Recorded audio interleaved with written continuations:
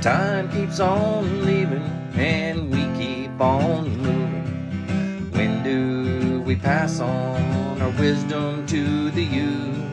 My veteran story, lost arts discussions, fireside chats with a bourbon or two. It's time to hear the stories by military veterans. Get yourself ready. It's the Lost Arts Podcast. The Lost Arts with Andrew Cox. Hello, my friends, and welcome back to the Lost Art Podcast. That podcast giving a voice to our veterans. I'm your host, Andrew Cox, and today we'll be having a fireside chat with the crew. But before we get into the episode, are you enjoying the podcast? And go to the Lost Art website. That's the lostart.podbean.com. Go check it out. Be sure to click on that merchandise tab. Go get you some cool gear and help support the podcast, getting our veteran voices out for all to hear. You can also check us out on YouTube at The Lost Art with Andrew Cox. Be sure to smash that like button, follow, subscribe, whatever other buttons there may be. Help support this podcast. And if you'd like to be a guest on the podcast, then email me directly at thelostartwithandrewcox@gmail.com. To all the listeners out there, thanks for tuning in and continuing to tune in if you're doing so and helping us with getting our veteran voices out. So with that, it brings us to our first little segment here. We're going to do our round robin. All right, so let's go ahead and go around. Let's just start with Vic. How you doing, Vic? Good. Let's see. I just came back from Iowa. Had a good vacation with the family. Picked up some treasures, as my wife liked to call them. My wife's hope chest and a few other little things that she picked up. Some glassware for my grandmother or for my mother-in-law, and all kinds of lace doilies and tablecloths and all kinds of good stuff that my wife calls treasures. Treasures. But let's see. Got another trip coming up here in a little while. Taking a motorcycle trip up to Michigan and back. Looking forward to that. And today's cigar is a CAO BX3. I've never had one of these. I haven't smoked a CAO probably in 10 years or more. The BX3 is their attempt to I guess mimic a Brazilian-esque cigar. I think it's Nicaraguan, Mexican, and Honduran fillers. So never had it. I've always said that my favorite cigar is the one in my hand. So we'll see how it goes. Nice. Very nice. All right. Well, we'll go to the next one. Mark, how you doing? I'm doing great. The San Diego is still, America's finest city. It's gorgeous here, even though it seems kind of warm to us. It's we're in a heat wave, but it's still great, very comfortable weather. We're right at this beach. The beaches here are beautiful. If it wasn't for the crazy politics, the loony weirdos running around with all their, radicalized ideas, the prices, the taxes, all that stuff that just degrades the beauty and glory of San Diego, California, and California itself. Other than that, it's just a great day here in San Diego. Very nice. Yeah. Hopefully your temperatures weren't as far up as mine were. I think it was 104 at the peak today. It was lots of fun. So yeah. Aaron, how about you? You're down there in Florida. You just disappeared though. Oh yeah, there he is. How are you down there? Is it stupid hot down there? It's always stupid hot and humid down here in the Sunshine State. But we've been having like I said, last one, we've had our fair share of rain. It's raining every day, which is kind of good, when it's kind of mid to late afternoon. Kind of cools the day off, so it doesn't just stay hot all the evening either. You can go outside in the evening, catch a little bit of cool air, not cool for what y'all are used to, but definitely cooler than what the daytime is. But yeah, it's still hot and muggy here. Look forward to this long weekend that I get to have coming up to celebrate our country's independence. Very nice. Yeah, it'll be good. Good long weekend. You gotta love it. Krista, how you doing? Doing well. Had a good day. Did some work today outside and filled up one of those old metal feed trays, that you would feed the cattle in and the goats in. But we filled it up for Mhm. the dogs for their little pool. And then Nice. it was really breezy today, under the awning outside and by the camper, and it was nice. So we had to roll the awning Huh. in, so it was no problem. And Very nice. I like how you dug that in. That yeah, was no, good. no That was problem. It good. was my pleasure. And but it was good. We got some work done and had a doctor's appointment and yeah, did a few things. I'm trying to. It feels weird because it's Wednesday today. It's Wednesday. It's not Saturday. So yeah, all good. What? Yeah. It is Wednesday. Yeah. Yeah. Feels Sometimes like I got to remind myself, go back to my phone, look at the date and the day, because I get confused pretty regular. So that, it's rough right now. But so speaking of rough, man, Mike, how you doing? Yeah, some of us actually have to work, right, Aaron? I mean, some of us actually have to go to work, Mark. We can't retire and sleep in our camper and not know what day it is. I mean, Huh. trust me, it's Wednesday. And we don't get the summer off. Yeah. Huh. Smoke cigars. But yeah, must be hump day. Is that what Wednesday is, right? Yeah, we don't get summers off when we're, teaching and, stuff like that. I mean, That's these rough. I don't produce know how you farmers do are it. running. They don't care if it's the 4th of July. I'm like, you guys aren't running tomorrow, are you? You're like, you're damn straight we are. I'm like, yep. We got to feed the American people. You don't want to hear that if they don't have any food. That's true, No, man. I can't. Keep the food flowing. Long days, but luckily, I mean, it's hot, surprisingly, but it's more humid than really hot. Had a lot of rain this past probably 6-7 days in this Oh, area. wow. So, it's actually kind of cooled down. It's only like 92. So, it's better than what it was a week ago, which was 103 and stuff like that. So, but, in the long run, I really can't complain. I mean, I got a job. So, Yeah. That's I'm not good. at that retirement age yet. I can't go work at McDonald's just for craps and giggles and, Well, hopefully McDonald's there in Georgia is as quick as the McDonald's is here in Oklahoma. It's pretty quick here. It's not like Virginia. Virginia's garbage. Yeah. Walmart greeter. Ooh. That's what my mother did. Yeah, she retired and she goes, I just need something to do. And then next thing you know, she went out at Christmas time. And next thing you know, she had 6 months there. And they're like, yeah, we're just going to keep you on full time. She's a good greeter. Yeah. Yeah, I like it. All right. Well, hey, I guess we'll move on to the next one. What do we got next? We got veteran news with Mark. So, Mark, go ahead. Talk to us a little bit about veteran news. What do you got? Okay, veteran news. The first one we'll start off with is the GI Bill, June 22nd, 1944. Franklin Delano Roosevelt signed into law the service.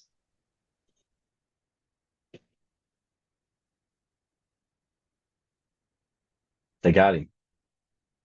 You see that? Or is that me? All right. I thought it was my internet. I was like, son of a. That was really good veteran news. He's doing really good right now. The governor came down on him and it's like, no, you can't talk about that. Yep. If it's anything good for a veteran, you can't talk about it. That benefits. I actually see Mark breathing. I think he's faking it. He's faking. Look at him. He's like,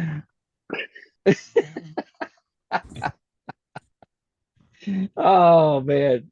Yeah, there he goes. He's completely off now. Yeah. Oh, Gassam Newman, man. He's a trip.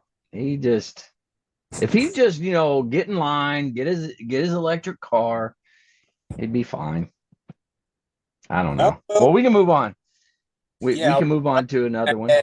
I was just going to add that if Mike moves out there to California under Gavin Newsom, he can work at McDonald's for $20 an hour, $20 plus an hour. That's true. Yeah, that's very true. Yeah. Well, let's go ahead and go to veteran news then. I'm sorry, military news. Who is this, Vic? You got some military news for us?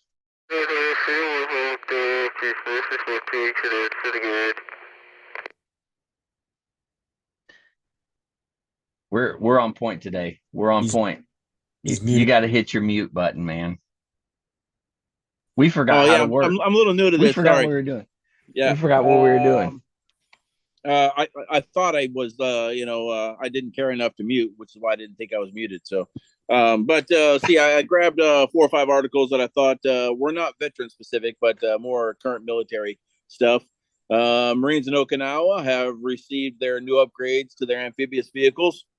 So they're Marine Corps slowly updating their force. Pentagon is starting to take AI very serious. They started a pilot program to kind of start catching up to Japan and China. Sorry, in their AI program, and now they decided that they're going to make it permanent. Go figure. Good for them. Let's see. Oh, in military housing, the Michaels organization, they had houses on like 11 different establishments, bases and stuff. Their CEO is stepping down because of racketeering charges. Go figure. Wow. So good for them. Yeah. Let's see. This is a good one. The Pentagon has taken notice of China's machine guns on dogs. I don't know if any of you saw that. So China has developed a quadruped robot. It's about the size of a large dog, and they're mounting machine guns on them. So it's like a robot with Yes. dog with a machine gun. Yes. So I'm not gonna lie, that's pretty futuristic and pretty cool. Honestly, those quadruped robots have been around for like 10 years. I'm surprised it hasn't happened already. And then let's see. The last one. I don't know if any of you knew Major General Mullen retired. Yeah. You guys hear about this? He was found dead on 29 Palms. Yes. Yeah. Found dead on the installation at Building 1651 over the weekend. And then let's see, NCIS is conducting the investigation. So, don't know what's going on there. If I'm not mistaken, there's nothing that they pushed out on that yet, other than they're doing an autopsy. They're trying to figure out. But on base, I don't know what buildings. What was it? 1651. I don't know what that is. Is that like the head shed or something? Probably, if I can imagine. Yeah. I don't know.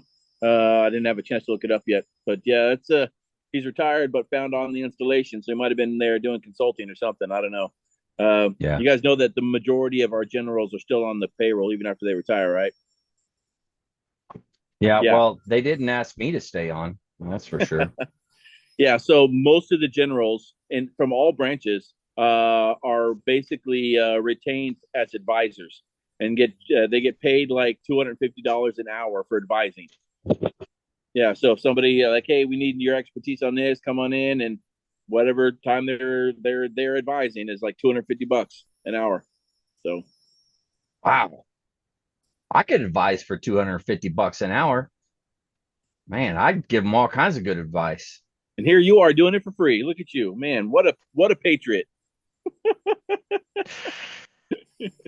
Good point. Good point. I am a patriot, and I will accept my zero payment. $0 from the government on my expertise. Although I don't really know if I have a true expertise, but that's okay. In my own mind, I do. I yield the rest of my time. Well, let's talk a little bit about some of this. Talk to me about this robot dog. That sounds pretty cool. Let's see if I still have the article pulled up. And I do know that we're short on flag officers, so a lot of them have gotten. But I don't know what was his rank, Victor? Major General? Major General. Major General. who's pretty high up there. Yeah. And I That's just pretty know that wild. yeah, that's interesting. We'll see how that pans out. Yeah. Yeah, let's see. I don't have the article pulled back up. Mark may not have heard that story. Say it Which again. one? Major General Mullen out in the 29 Paul. Yeah. Yeah. 59 years old. Wow. See here. I'm just wondering if it was natural causes or if it was something else. I'm hoping it was natural causes. Yeah, definitely hope it was natural causes. Oh, nice. Yeah. Yeah. That is pretty cool. Now, I don't know if this is AI generated, but this is what I had expected it to be. However, there's just one magazine, so like once the magazine is out of rounds, it's out, I guess. But I can't imagine that somebody's not already trying to come up with some type of belt fed mechanism where one of these quadrupeds can haul around like an ammo, like an ammo box, and that's belt fed into the thing. I mean, that's pretty genius right there. It kind of reminds me of the Lance Corporal or something like that decided to talk about. I think it might have been the commandant had come around, but some Lance Corporal was like, "Why can't we just like send a oh crap, what are those? The individual flying things? Drones? You know what I'm saying? The drones, yeah. The drones, Why yeah. can't we just take a drone and send them over the mountain and tell us what's on the other side instead of me hiking all the way up there and back?" And they were like, "Oh, that's pretty smart." So they started implementing it, you know. So somebody in China was like, "I'm tired of getting shot at, to attack. So let's just put that on a robot dog, and let him go." So yeah, it's pretty smart. In I other like it. news, let's see. The Biden administration has supported Ukraine. I want to say it's a plus of $53 billion. And then like there's they just released like yesterday or the day before an entire list of everything that they provided the Ukrainian government since February of 22, and it is lengthy, like millions and millions of rounds, hundreds of thousands Wow. of rounds for artillery, just hundreds of thousands of rounds of artillery. 155 coming out of our stockpiles. Yeah. Yeah. 203s. I mean, it's all of this stuff. They're just all of it. $53 billion worth of stuff, all coming out of our stockpile. Yes. We could have just took that stuff out of Afghanistan and took it to Ukraine. That's a true statement. Holy cow. Yeah. Man, that is wild. All Well, right. now- Well, hey, Mark, now that you're And the go ahead, Aaron. And the Taliban said, "Don't come back and get it," and the Biden administration said, "Yes, sir." Yep. Saluted. Very Yeah. sharp and crisp. Yes. Yeah. You know, they sold it to China, right? All that stuff they sold to China. Oh yeah. Well, Who they're already. started, reverse engineering all the technology that was in the shit that we left over there. Yeah. That's ridiculous. Yeah. Absolutely ridiculous. Wow. Well, Mark, you're back what is it? California. That's what it was. California. I got was on you. a 3-hour Zoom earlier today, so And nothing. I don't It know. was perfect. nothing. Yeah. Yeah. Okay. Then so you get on here with me. Yeah. Yeah. Yep. So where I left off, I think the American Legion was the major push to help the put into effect the Servicemen's Ready Act. By 1956, half of the 16 million service members had used the GI Bill in some way, shape, or form, whether it was college funds, unemployment insurance, or housing benefits. So this SRA was a major push to really help develop the human spirit of the Americans to acquire education, obtain upward mobility in their lifestyles, and the dream of home ownership. Okay, there's been a lot of changes and phases over the last 80 years, where I think it went downhill in what it offered, and then it went back up after the post 9/11, and now it's working well. Now after World War II, at the start of this thing, there was some disparities in with race and gender as far as how the GI Bill was used. But now it's all back on board, and everybody is guaranteed it if they served in the forces. Okay, and now even college and universities are even kicking in with what they call the Yellow Ribbon Program. So there's no excuse. There's during active duty it's free, right? You can go to college for free. There's no excuse for someone to come out of the military and not use those GI Bill benefits. So that's wild. I didn't realize they were doing the yellow ribbon thing. Oh yes, so like my son's going to go to USC for his master's degree, and the GI Bill is going to only pay for so much, and the Yellow Ribbon Program pays for all the rest. No kidding. Wow. Yeah, it's a really good program, and it all depends on the school. So that's another way you need to shop around for schools, is if they have that Yellow Ribbon Program or not. And you said USC definitely has it. Is there? Yes. I imagine it's all the way across the country, everywhere with that program. It is. Huh? It's nationwide. Yeah. It's nationwide. Is it? That's correct. Belmont has it. My son's at Belmont, which is a very small private Christian school north in Nashville there. And what the GI Bill doesn't get, Belmont is the Yellow Ribbon School, and they pick up the rest, and it's fantastic. So. Is it they actually pick up the rest no matter what, or is they just pay as percentage? What is that? Nope. They pick up the rest, all of it. If you get accepted to that school, the GI Bill will give you what they have to give, and then the school, the Yellow Ribbon Program, pays the entire rest of that bill. That is awesome. It's phenomenal program. Phenomenal. Yeah. Man. We've come a long way with that program, from the start to where we are now. Definitely. Yeah. So I told him we could not afford to send him to that college since it's just a small private Christian school. We could not afford that at all. Right. And and by the way, and when he got out after college, or got out as he did 5 years in the Corps, and then his SAT scores were still in effect, and that allowed him to qualify for some of the programs, and he gets grants all the time. The college has a great funding program. They've got benefactors and things, and they're always they're always continually putting money into his account, the college is. So a lot of colleges who utilize that Yellow Ribbon Program are always giving grants, and they're happy to do it with their benefactors. So it's nice. Wow.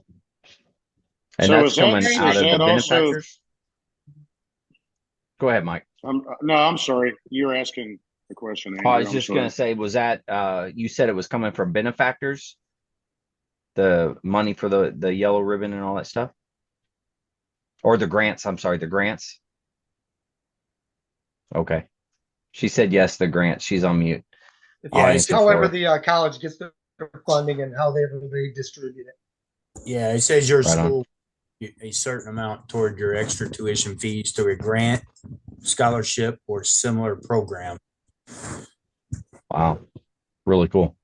Mike, you had a question. Go ahead, or a statement. I was just asking, is that only apply to those that have served, or does that apply also to, like, say yourself were to give your GI Bill to, like, your child? Is that also? It's whoever receives those GI Bill benefits. Okay. So if you pass them on to a dependent, yes, they receive it. Wow, cool. That is awesome. Dang. Man, that GI Bill that's a good deal, man. There's more and more coming out with that. It's amazing. I like it. There is. The next thing, do you have anything else? I'm Yeah, go ahead. No, I was asking if you had anything else. No, that was it for the GI Bill. Next thing is the PACT Act, PACT Act. So the full name of the PACT Act is the Sergeant First Class Heath Robinson, honoring our promise to address comprehensive toxins. So that's where the PACT comes from, comprehensive toxins. Okay, so the PACT Act expands the eligibility for what is associated to an illness it can be tied to more types of environmental hazards that we and chemical hazards and any type of hazards that a service member has been exposed to. So it expands it out, makes more things eligible, and it's also called presumptive. So if you don't have to prove that if you've got an illness that falls under the PACT Act, and you were in the military and you were in the region, you don't have to prove that you were, say, standing in front of a burn pit. If that burn pit was in the area that you were living in and working in, it's presumed that it is causing your ailment. So it's a lot more. The VA healthcare is approving a lot more now because of these presumptive issues. Okay, so every service member is automatically supposed to be screened. You're supposed to go in there and tell them, I want to be screened for the PACT Act, for all the different hazards that I was exposed to. This even goes back, all the way to veterans. If a World War II, Korea, Vietnam, if you're a veteran who was alive then same thing. Like in Desert Storm, they had those oil clouds, burning clouds, just blacked out the sun. It was blacker than the regular evening because there was no atmospheric lights except for the burning oil wells in the distance. And so all the rain that was coming through there, splashing down on us, going right into our food, everything we ate, drank. So those are the type of things. It's way more things are now eligible. So the best way, I know, Andrew, how we can put out that website for the VA for this PACT Act, but that's the best way for people listening to us right now to get on that website and then get to their VA and be screened for these presumptive illnesses and these hazards. I mean, it opens it up to some of these illnesses and conditions I never even heard of. So, but wow, it's out there. So the mysterious diseases and illnesses that our veterans have been experiencing, they can be covered now and be the VA will take more seriousness when you come in and say you've got this condition. So. Right. And I learned the reason that my VA claim was taking so long was because they were waiting for the PACT Act to go into effect as they were doing everything. So for the veterans or whatever that are getting out now, it may take a little longer for them because that's all new to the VA. So they're having to go through it, figure all that stuff out, what applies, what doesn't apply, all those types of things. So mine took quite a bit longer than it was, I guess, supposed to, but eventually got it figured out, which was good. And the veterans, they have to be engaged. They got to get into that VA and they got to stay on them, stand on top of desks. They have to call congressmen and senators. Yeah, absolutely. Yep. They have to and be proactive. There's lots of different organizations out there that is doing really great things to help out.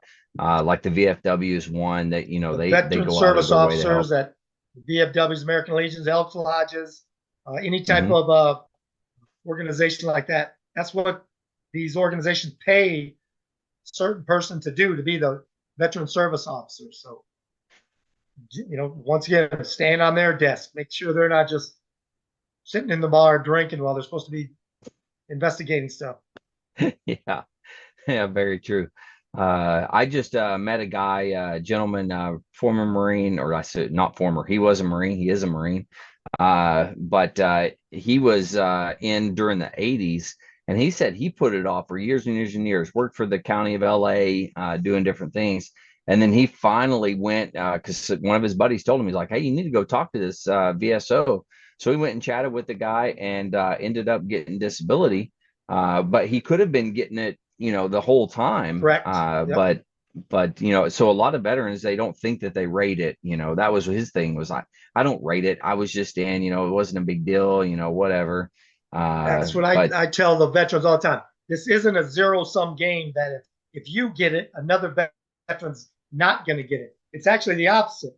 the more people that are going in and getting diagnosed and getting benefits for something, it just raises the amount of people who get it and the more probability that someone else will get it when they go to apply for it. It's the exact opposite of a zero-sum game. But, like, there's someone else who deserves it more. You're not stopping someone else from getting it, But it's hard to get that through veterans' heads.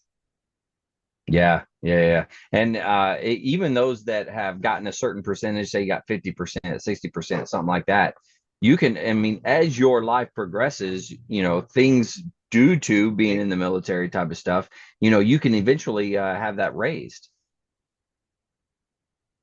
I think that's important to say. But exactly, just you think about, especially as Marines, you're supposed to stretch out before and after a run. How many times do you ever do that? Yeah. How many times do you get that opportunity until 40 minutes left, later? Right face, forward march, double time. Yeah. Absolutely. As it should be, as it should be. No, I'm just kidding. Not really. But the Marine Corps has had huge strides in changing how they looked at PT and that whole basically the warm up and all that type of stuff. There's so much research that went into that, and it's kind of funny because as I'm sitting out there watching it, and going through the motions of it, I would always laugh, and I'm like, what in the world is this doing for me? This is ridiculous. They had me going across the field doing different things, and I just shook my head. I'm like, this is ridiculous, because I'm used to what you were saying. You fall in, you right face, you double time, and here we go. But yeah, there, and of course now they have the what are they called, the physical therapy, not physical therapists. I can't remember what exactly they're called, but they're attached to different units and stuff, even where they can go and get help and things of that nature. So they've come a long ways, that's for sure. All right. Hey, Mark, thanks. I appreciate it. Let's go ahead and move on. We'll go to current events with Aaron. Aaron, go ahead, Aaron. What do you got? All right. So, article from the Associated Press by Bruce Shipkowski. Make sure I cite him here. So, from Philadelphia, the mayor of Philadelphia, Sherelle Parker, has issued a requirement that all city employees return to their office spaces. So basically, no more teleworking, I guess you could say. But the workers' union there, the union that represents, I think it was like 6,000 administrative and supervisory employees, filed an unfair practices complaint with the Labor Relations Board, basically stating that they criticized the decision when it was announced, saying it was unilaterally imposed instead of going through a collective bargaining like they should have done.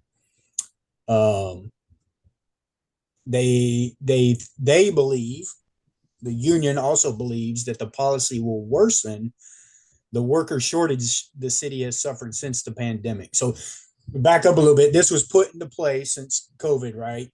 Just like everybody else did. So here we are, 4 years later, and folks are having to be told to go back to work, to the office spaces.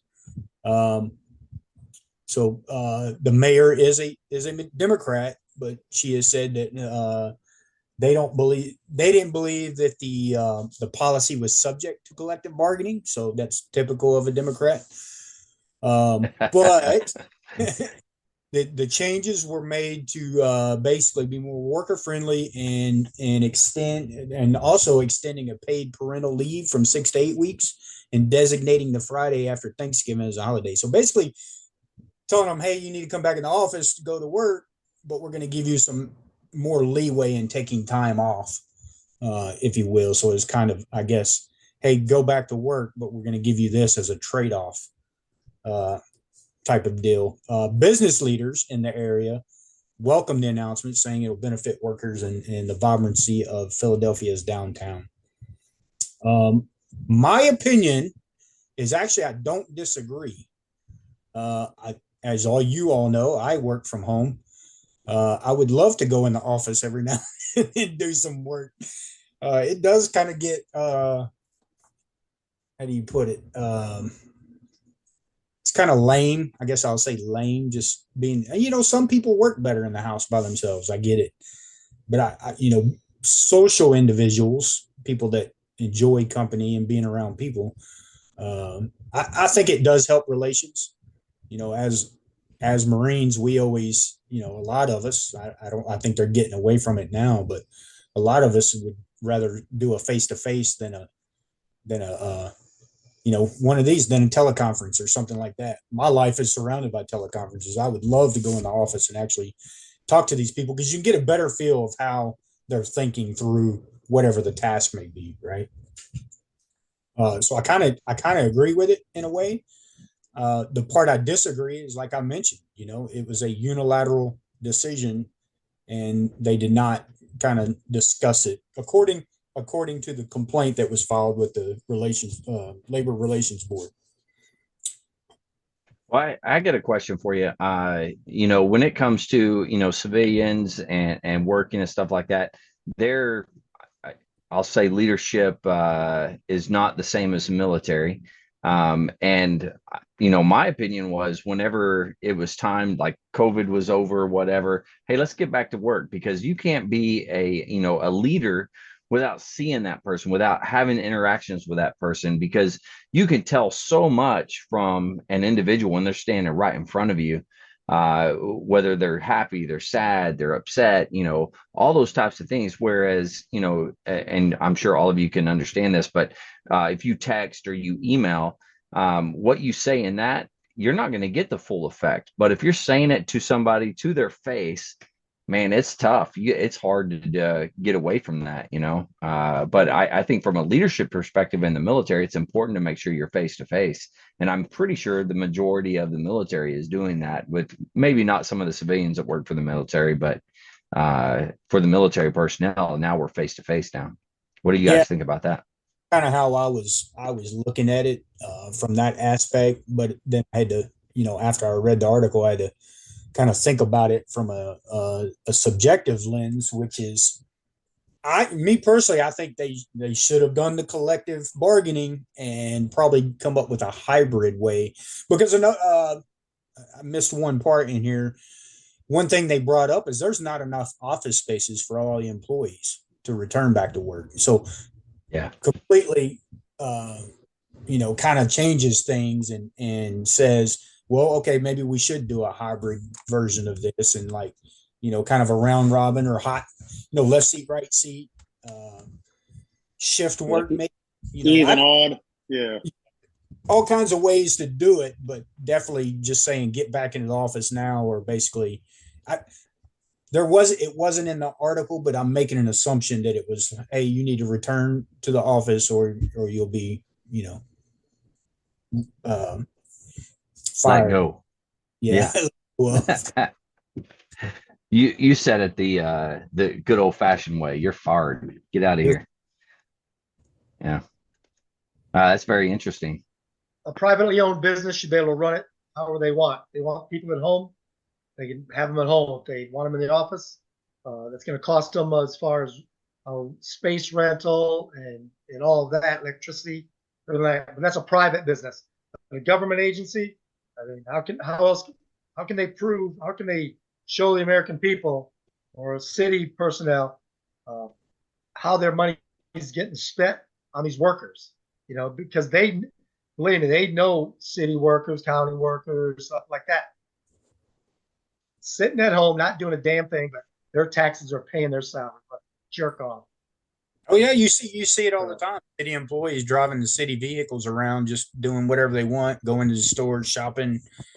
Obviously, all of us have been around the government. We know you're not authorized to do that. So I would assume, I'm making an assumption here, the city of Philadelphia has some similar standards when it comes to taxpayer money. But again, it is Democrat ran, and once you let things go for a while, it starts getting kind of rambunctious. That's a good way of putting it. Yeah, rambunctious. I like that. Interesting. You got anything else for us, Aaron? Nope, that's all I've got. All right, sounds good. We'll go ahead and go. Mike, you ready for some good news stories?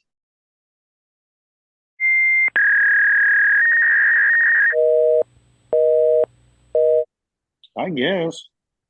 All right. Is there Well, let's good hear news in some the good world news. today? I mean, You know, there's so much around the so world why that's why did not I good get news. assigned to the good news story? Because you know I'm like negative Nancy. It's like what? It's what my wife I'm calls trying me. to. So what?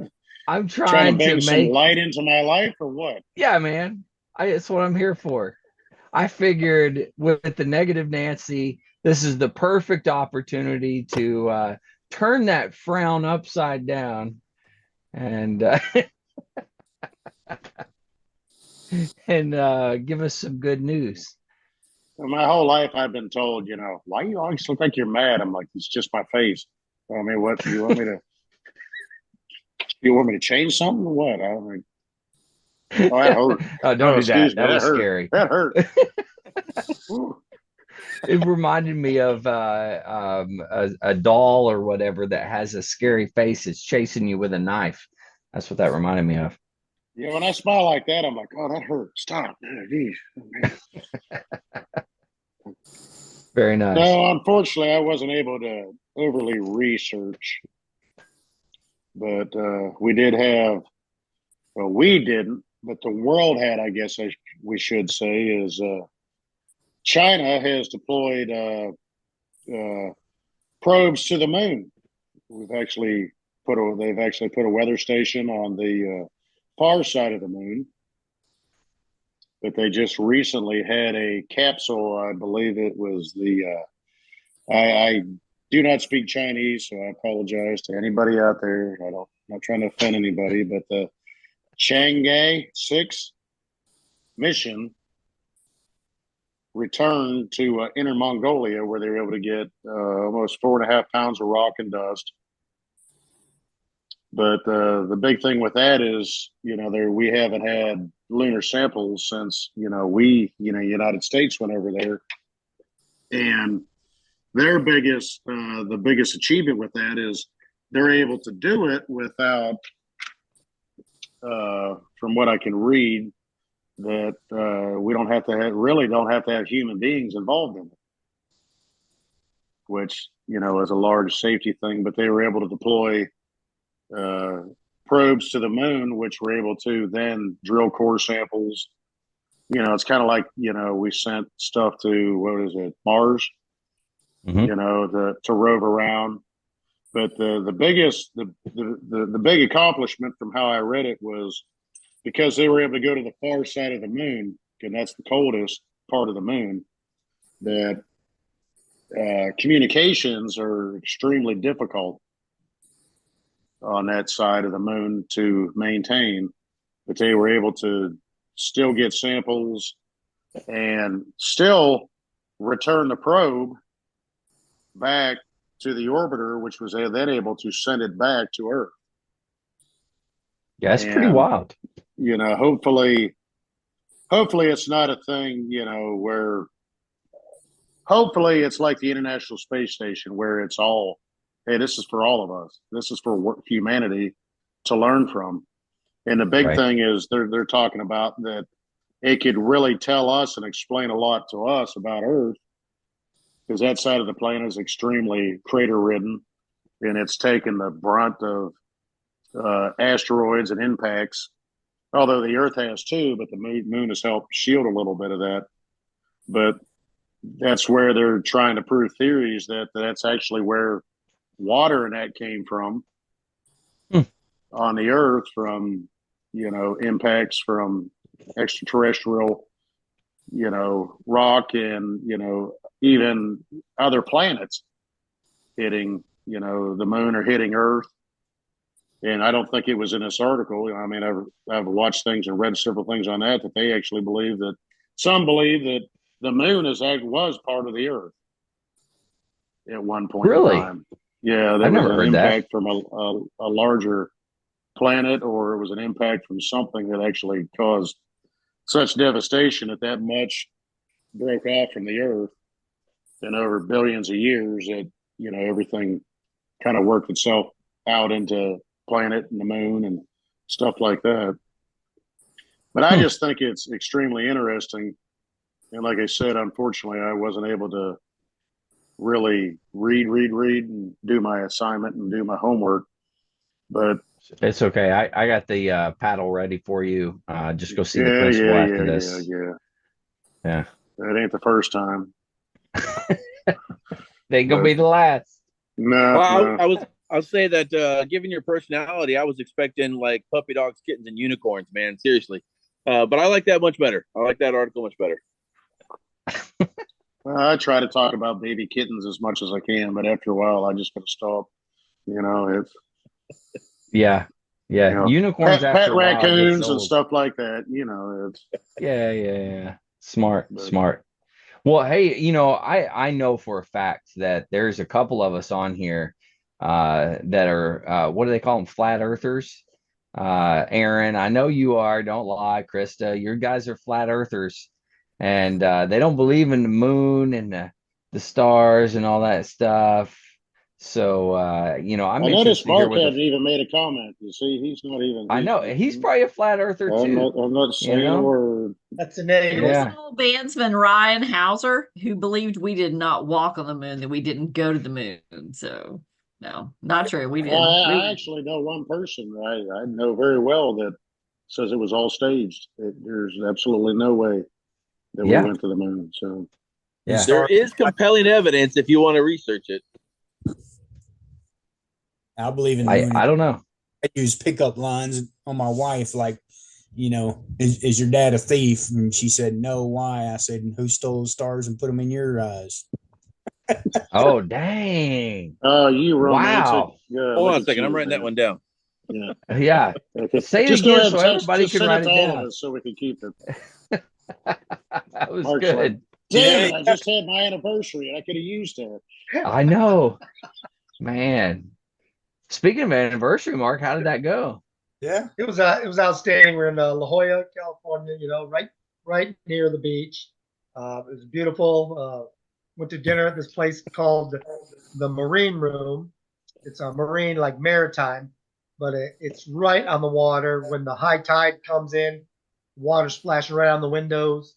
Wow. We've been going there since 1987. Elsa and I have been. So it's just a great place. The manager is a Marine. So yeah, the food is fantastic. Great ambiance. So I came off as a hero. As it should be. I like it. And how many years would you say? 35? What was it? 35. 35 years. You don't look like you have been married for 35 years. I'm going to be honest, Mark. Well, Aaron said something different the other day, but I think I'm on your side. Those being gone for those 8 deployments helped out those 35 years. That's for sure. It was harder for to argue with you when you were far away. Oh, it's time to get the hell out of there for a while. And then absence makes the heart grow fonder, and so then get home, it's all honeymoon time again, and then when are you leaving again? Yeah, exactly. Oh man. Yeah, 8. You said it was 8, right? 8 deployments? Well, I did 9 total, but 8 with 9. With Elsa. Yeah. Wow. Yeah. And then two tours on the drill field. Well, I met her on the drill field, my first tour. And then we did 2 more tours there. So Yeah. Yeah. Very cool. Dang. That's good stuff. Negative Nancy, Good News Mike. I'm going to change your name to Good News Mike instead of Negative Nancy. So you need to tell you, don't do that. You're scaring us all. Wait a minute, Andrew. I thought you said his nickname was RBF. RBF. Yep, that's it. Yes. Yeah. Resting something face. Yeah. I try not to say that in front of him. Thanks, Vic. I say it behind his back. And my wife says it all the time, so don't worry. It's fine. People see ask you my laugh wife all that the all time. the time. They ask her, she goes, "Why does he look so mean? He's like so intimidating." She goes, "That's just him. Trust me, he ain't." I was like, "Geez, thanks." Oh man. Hey, I don't know. People need to start watching the podcast because you smile a lot on here. So I'm just saying. Look at him trying to not smile. Mm. Nice. Uh-huh. Yeah. You got any other good news, or is that the only one that you got for us? Is that it? Well, actually, I I'm have okay another with one that. here. Well, okay, Okay, yeah. where are we at on time? I don't know. I don't know. You're Let me the see. master clock keeper. Hey, you can do what you got to do. Go ahead. All right. Well, I got another one on the Boston subway trains. Mm-hmm. They decided they've been under scrutiny for several safety violations and issues they've had over the past few years. So they Yeah. decided to put googly eyes on the front of their buses and trolley trains and subway trains. And they said that the people in the city actually puts a smile on their face, just like me. And but one thing in reading the article that I didn't realize is that I always assumed it was New York, but Massachusetts, the Massachusetts Bay Transportation Authority, actually, that area, they have the nation's oldest subway system. And I Really? assumed that was New York City, to be honest with you.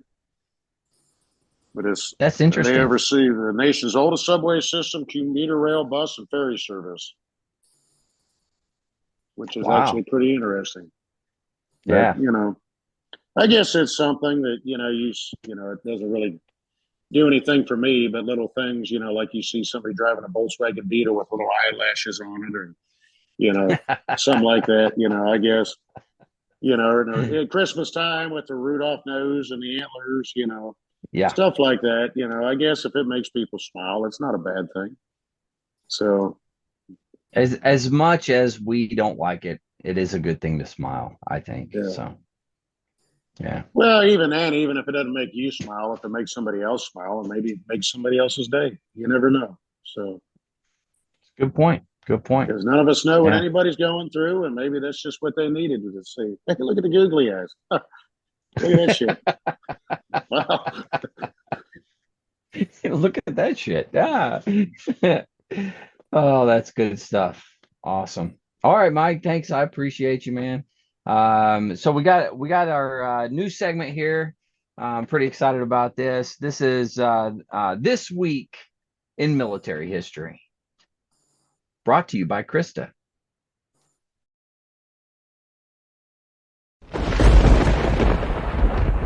Krista. Okay, I'll do my best. Okay. All right. What do you guys want to hear first? I got two, and we don't have to do Okay. them both because y'all want to hear about George Bush or what really happened the last 3 days in history in 1863? What do we want to hear? Pick. I'm sure we could. I don't know. 1863. All Yeah, right, we'll I do agree 18 with that. There you go. Yeah. All right, 1863. And I did know about it, but I'm not an expert on it, but I was familiar with it because I'm getting ready to maybe take a little trip up there and do a little leadership conference. July 1st through July 3rd in 1863 was the Battle of Gettysburg. It was the largest battle of the American Civil War fought in North America, as well as the largest battle of Gettysburg. 85,000 men in the Union Army of the Potomac under Major General George Meade participated, and 75,000 men in the Union Army. And 75,000 in the Confederacy Army of Northern Virginia, commanded by General Robert E. Lee. There were a lot of casualties, of course, because it was the largest battle. Let me go down here to my bullets so I can do a little bit better for you. It did take place through July 1st through July 3rd. It was in Adams County. We had 82,000 soldiers in the Union Army and around 75,000 Confederacy. We had a lot of casualties. We had 23,000 Union casualties and about 3,100 dead. And then, hold on, get my paper up here. And then we had 18,000 injured and 5,425 missing. Wow. The Confederate. And the Confederate side, 28,000 Confederate soldiers died. Let's give you a little bit more information on it here. So, this was largely irreplaceable losses of the South's largest army combined with the Confederate surrender of Vicksburg on July 4th. That is what was the turning point of the Civil War. It did continue for about 2 more years after that. Of course, there were big battles at Chickamauga, Spotsylvania, Courthouse, and Monocacy. That was the biggest thing as far as the Battle of Gettysburg. It was just the biggest war. It was the biggest war in North America on North American territory. As far as that went. I was unaware of that. I mean, I knew that the Battle of Gettysburg took place this weekend. It was always a big 4th of July issue for me.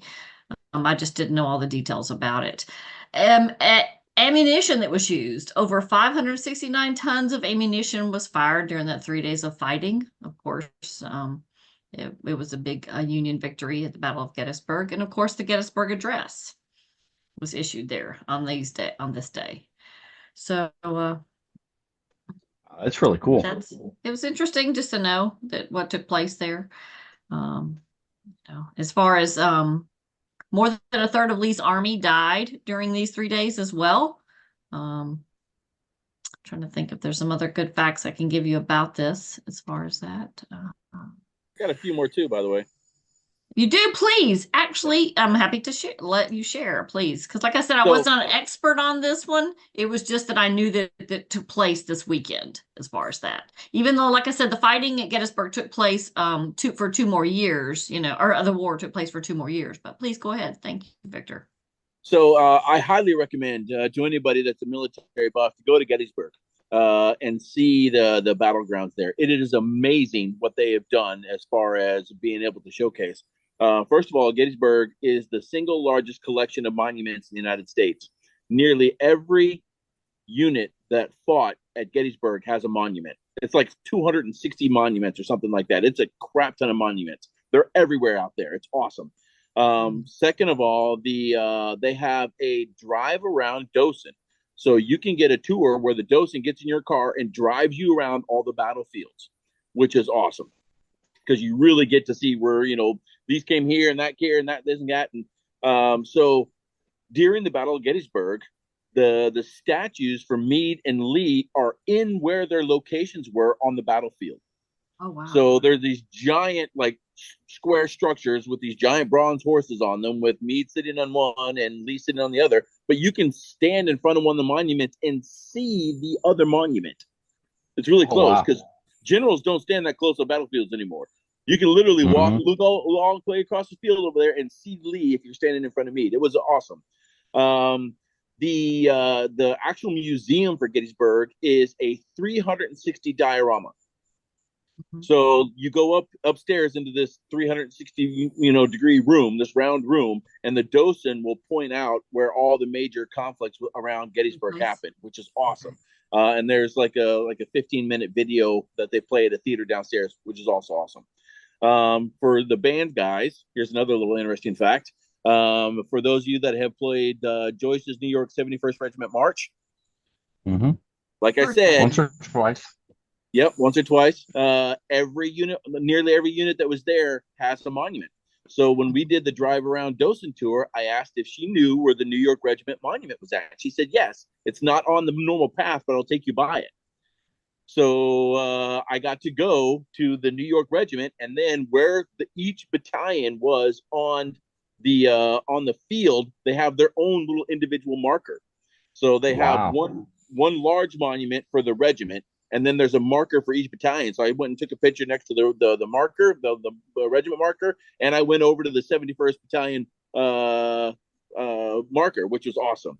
But I had conducted that march several times before I went, and it's one of my favorite marches because of the second strain, the low brass, the trombone line specifically, which is it's incredible march, by the way.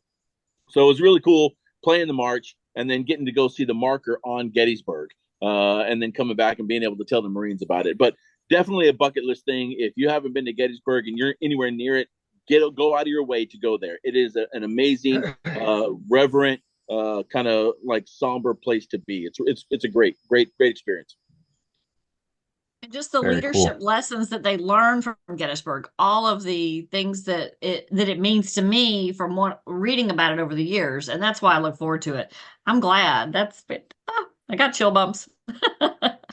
So There was a guy I served with 2nd Marine Division Band. He was my assistant drum major when I was there, who is actually going to become the next drum major for the President's Own. So he went up there as the assistant drum major, and then he stayed on to do some other things, and then he got the position for the drum major position. So he'll be replacing King up there, Master Guns King. But I believe he's a Master Sergeant, if I'm not mistaken, Master Sergeant Williams. But he actually growing up and into his, even into his 20s or whatever, he would go back and he was one of the tour guides.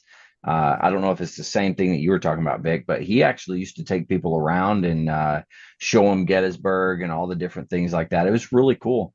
And he would always come up with some crazy stories. And one hell of a storyteller. We should have him on sometime because he's absolutely hilarious and tells some great stories. But yeah, he used to do that for a long time. Oh, wow. On a side note, you can also do ghost tours at Gettysburg. Anybody likes to do ghost tours, they have ghost tours there. So we took all kinds of pictures, didn't see anything, after nightfall. But like while you're doing the ghost tour, it's like a history tour also of the town of Gettysburg. So that's pretty cool too. Oh, nice. Yep. Wow. Very cool. Dang, that was awesome, Krista. Thank you. Oh, you're welcome. Like I said, I'm not an expert on it, but I just know those 3 days and how many casualties. Well, with Meade and with Lee, what they went through and the casualties and things like that. So, and like I said, it was just one of the largest battles. I'm big on things like that. The largest ship, the largest battles. So it's kind of my thing, but I do like history. So very cool. Yeah. I think I we had it mentioned too. it before, but band guy Ken Surface. I think Vic, Oh yeah. Yeah. Yep. Yeah, he's the official grant for Gettysburg. That's what he does. Oh, wow. So he lives in Gettysburg. So you guys go up there, you need to look him up. He actually wears the whole outfit, looks like in the beard. He gets in the whole thing. He was doing that stuff. What is it? Acting or Civil War acting. I don't know what they call reenacting it. Reenacting. He really got into it, and then I think he's originally from Pennsylvania, also, but I don't know in that specific. He was from that specific area, but we should, if we could break Mark out of California, plan a trip up that way one day. Yeah, we could do a podcast up there. That'd be cool. I can break out. I can go for a visit somewhere. I'm telling you, we should do that. All meet there. We do a podcast at Gettysburg. We can even see all the ghosts and all the stuff. It'll be pretty cool. I think we should do that. Mark, don't tell anybody you're leaving. Don't tell California you're leaving. Exactly. Yeah, don't let them know. They won't let you go. Can you guys just picture that? 160,000 men there on that field. Can you just picture that? Well, so I was going to say, I haven't been there since I think 2001 or 2. And that was the one thing I remember is when you talk battlefield, it was literally a battlefield. Yeah, it was humongous, the area that was there. And I don't know how many acres it is, but like Vic mentioned, where one general was standing, he could see, Lee and Meade, they could see each other basically where they were at. And you got to think about it. The weapons other than cannons were, short range, couple hundred meters or yards at most. And in that same vein, there was spectators from the town of Gettysburg, like up on this hill watching the battle, like at a picnic and just watching the show. So they sing such brutal tie this all in, and then I'll let you go. And the guts and the and tie this all in, and I've learned all this, and I was a saxophone player. Bugle calls. Okay, you've got an encampment, and this is how it was done. Bugles, you guys who were trumpet, I don't think anybody on here was a trumpet player, but there were over 200 bugle calls. You had a camp, and this is how it was done. The soldiers had to know the bugle calls. Everything was done by the bugles, or by the I call it bugles, but you had to have, you rose for reveille, and you had to have a chow bugle call. You had a if Officers everything call. was right, officers Mhm. call. Thank you, Mark. First And I'm sergeant's getting call, nervous, yeah. so I'm not saying it No, right. it's all But good. everything was done. Whether it was a police call was done by a bugle call, then you had to have everything was done by, all the bugle calls. So, I mean, and because you couldn't run through camp, you didn't have a loudspeaker, everything was done, and your soldiers had to know everything. That's how they communicated everything. And that was the beginning of all this. And think it was done that way hundreds of years ago. So it just I get excited, and I get, And the just Chinese and the North Koreans used it during the Korean War also. Mhm. For them, Mhm. that's how they still communicated with their forces. Command So- and control. Yeah. Yep. Right. And it's just, it's all, the history is all tied together. We're all connected that way. And it's just Absolutely. exciting to know. So I get it. Yeah, I've got a book here that we have for our Marine history, and it's about bugle calls, and there's over 250 bugle calls in it. So really Yeah, exciting. there's a lot. Yeah. Mhm. When I was I at think the Navy career, still does it. I'm sorry, I was saying I think the Navy on the ships, they actually still play the bugle calls, if I'm not mistaken. Their pipes, their whistles, those whistle they use. Okay. Sorry, Vic, go ahead. when I was at career course, you have to do like at career course, you had to do a 6-minute long speech, and then I think at the advanced course, you have to do like a 10-minute long speech. In career course, I did the history of the drummer, and I went all the way back to the Civil War. The youngest enlistee in the Civil War was an 11-year-old drummer. Wow. Yeah, enlisted with his father. But drummers and buglers were the command and control. Fixed bayonets.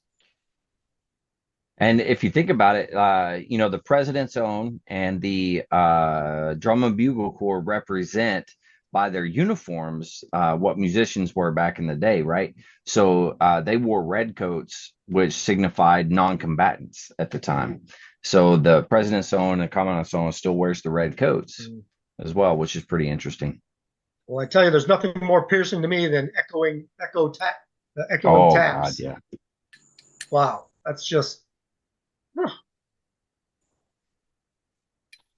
That I got to be honest, the trumpet players, I don't know how they do it, and I think we talked about this previously, but I mean, going to somebody's, their funeral or whatever, and having to put it up to your mouth and play taps, that is a tough go, and they have to do it pretty regular. I had my buddy when my dad passed away, and we had his funeral. I had now Master Gunnery Sergeant Robert Marroquin came out, and he played taps, and but he came out like 2 days before and spent time with my family. So when it was time to play taps, he knew everybody, and he said it was the most nerve-wracking time he ever had playing taps. And I could see that, but even for those bugle players that are going out, even the guys that go out to do they fold the flag, they hand the flag off, and the individual that has to say on behalf of a grateful nation, whatever, and they hand the flag over, man, that is tough. And Aaron did, he was on the rifle shooting volleys and all that type of stuff. I mean, it's nerve-wracking. Yeah. Oh yeah, some of It the is. most nerve-wracking ones I did were what they call standard funerals. So enlisted and company grade Marines, out and around the DC area, right? Like in Virginia and Maryland and all that. And a lot of the times the locations you had the bugler there to play taps, but you had the body bearers there as well. But you were typically really close to the family. Like they could, if you blinked, they could see you. That's how close you were. And it was, Right. You were standing so close to them, and they're watching you, and they're like impressed. So you are the face of the Marine Corps whenever you do that. And when they lay their loved one to rest, that you are the last thing they remember. So, absolutely. Yeah. Very important. Very important. All right. Well, that brings us to probably the conclusion here. We'll go round robin again. We'll do words of wisdom and see what everybody has to say. What order do we want to go in tonight? Who wants to go first? Anybody want to volunteer? Sure, I'll go Words first. of wisdom. All right. Well, Yeah, I go don't have any ahead. words of wisdom, but as far as the cigar goes, a lot of I think I mentioned a lot of cigar manufacturers will build their cigars in stages. So the light on this was a little spicy, had a little bit of a metallic taste to it. But once I got past the first inch or so, it smoothed out a little bit. But towards the end there, it's starting to get a peppery again, which I don't necessarily care for. But this one has got a little bit of a kick. It's got a nicotine kick to it. So I'm starting to feel a little lightheaded because the nicotine's pretty potent on this one. But words of wisdom. Let's see. I'm not wise. I got nothing. Very nice. Very nice. All right. Thank you. I do appreciate your descriptions on the cigars, all that type of stuff. It's always good to know. What was the name of that cigar again? This was a CAO BX3. CAOBX3. Yeah. Okay. CAO is the manufacturer. They have several lines of cigars, and then this particular brand or this particular model, I guess, was a BX3. Got it. All right. It's good to know. Good to know. I hope you're all taking notes. All right. Who Yeah, wants to go next? definitely. I don't want to force anybody to go next. We'll just let you volunteer. I You got know? words of wisdom, but just, yeah, I guess you can call it words of wisdom. But kind It's of coming from you. It's wisdom. yes, it's Independence Day. I like my beer cold, my coffee black, and my tea in the harbor. Ah, that was good. Tea in the harbor. Yeah, buddy. I like you, Aaron. That's good. That's good. Who wants to go next? Anybody? No. Okay, we only have 3 left. Krista, Mike, Mark. Who we got? A problem is a chance for you to do your best. Duke Ellington. I like that. Yeah. Duke Ellington. Correct me if I'm wrong. Saxophone player, right? Duke. Was Duke sax or was he trumpet? What was he? Just big band, but I think he played piano, didn't he? What did Duke Ellington play? Piano, yeah. Was he piano? I totally screwed that up. I mean, that's a big name. That's a He's good big. thing somebody knows music better than me. That was rude of me to yell, sorry. I yelled to the expert down the hall. Yeah, that's what he's there for. You just remind him of that. Yeah. So, all right, cool. Thank you, Krista. All right. What So do you I've got a shout out for all you bandsmen. Okay. I attended the 1st Marine Division Commanding General's change of command yesterday, and the 1st Mar Div band was spectacular, and I always appreciate during sound off when they do Scotland the Brave, because I've been to a couple other bands that aren't doing the Scotland the Brave anymore on that. I don't know why not, but it is so impressive when they play Scotland the Brave and they do that slow march and everything like that. So outstanding job, 1st Mar Div band, and I know some of you were all part of 1st Mar Div band at one time or another. So my wishes today are for the health and success of our great nation. God bless, Semper Fidelis, and Guinness for strength. Oh, nice. Guinness for strength. I like it. Hey, that was good. All right. Who we got left? Mike, negative Nancy. I mean, good news, Mike. What do you got? Good news, Mike. Hey, I'm gonna quit Yeah. saying that. It's gonna rub off, and then I'm gonna have to be that way. Jeez. I really I don't. mean, Honestly, I don't have any good zingers today. Mark had a good one. I was just gonna say, Mark, you love it when you see the band play Scotland the Brave and do that Scotland the slow Brave. march. Every time we got to that point, they're like, "All right, we're doing a slow march." Everybody in the band's like, "Son of a get Jesus!"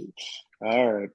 Kind of like when I said No. the best four bandsmen in the Marine Corps when there was a quintet.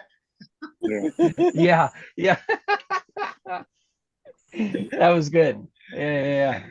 I like it. As far as Dang, any words Aaron, of what do you got wisdom, going on back there? what do you got, Aaron? Man, he's just changing up. I finally got my computer updated to hear this, and switched over to it. You got some Darth Vader voice going on there. Okay, I'll work on it then for next one. Sounds good. Mike, what were you saying? Well, I was just going to say any words of wisdom I may have is, hey, don't worry, be happy. Ooh, yeah, that's good. A good song too, by the way. Yeah, Yeah. that was the point. So Yeah. Well, hey, as a reminder for all the veterans out there, if you're struggling, need some assistance in any way, please reach out. The VA has some incredible resources out there. You can always dial 988, press option 1. You can text 838-255, or you can reach out to veteranscrisisline.net. Click on that chat icon. Any of those are going to get you in contact with somebody that's going to be able to help you out. But one veteran life lost is one too many. I care about you. The crew cares about you. All the veterans out there care about you. So please reach out for help. With that, to the crew, you guys rock. To everybody out there, stay motivated, change your socks.